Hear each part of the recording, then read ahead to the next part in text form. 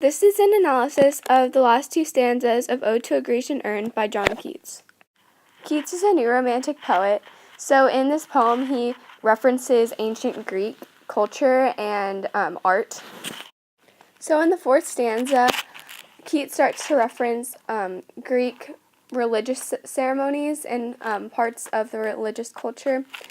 And you can see that he's doing this through the different nouns such as sacrifice, altar, and priest.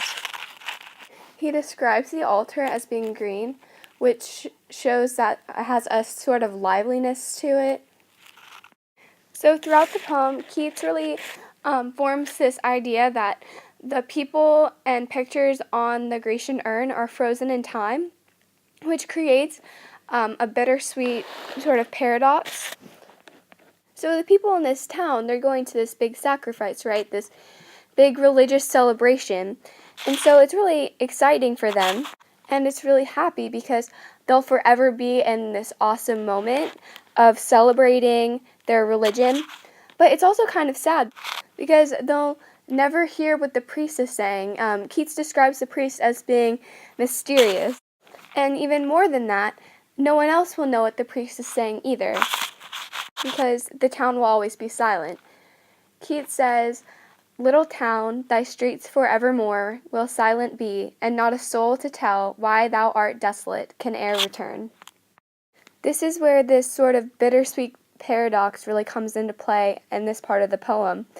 Though the city will remain peaceful and pious forever, it will also remain empty. The use of desolate really reveals this depressingly barren city. It really suggests that no one will ever return to the town, and it will always remain silent. There will never be any more celebrations besides this one. Keats can really relate to the idea of a paradox because his life was kind of one. He had this love, and although he could be with her, when he got tuberculosis, he was always had to be separate from her and risk of giving the disease to her. So it's very bittersweet because he was almost in her presence, but he could never really fully be with her and express his love as much as he wanted to.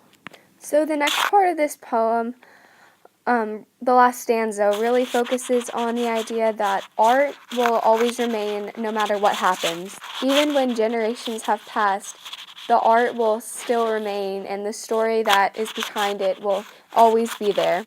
Nothing will destroy it. Keats knows that all civilizations and societies are destroyed at some point, but he also knows that the art that was created by the people in these societies will always remain to tell the story. And this is sort of reassuring to Keats because he knows that he is going to die when he gets tuberculosis and he doesn't have long to live. But when he writes his poetry, he's sort of making himself immortal because even when British society is over, his poetry will still be there and people will still be able to read it. So in a way, he's kind of saying to the British society that he doesn't agree with at all. He's kind of saying that I know that you are going to be destroyed one day, but my art won't. And you can't take that away from me. So probably the most debated and famous line in this poem is, "Beauty is truth, truth beauty, that is all ye know on earth, and all ye need to know." So there are many different takes on what this means, but for me, I think that he's speaking to the urn, and so I think he thinks that the urn is sort of naive and innocent, and I think that he kind of wants to let it know that the pictures and ideas that are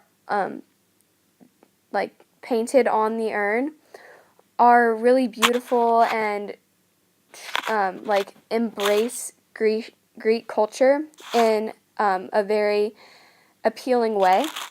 And I think he's telling the people that are drawn on the urn that for you or for them, the beauty and truth that is in their little timeless world is just wonderful, and that's all that they need to know to be happy, because the world that he lives in, this industrialized England, is so corrupt and horrible, but he doesn't want to take that away from the people in the urn.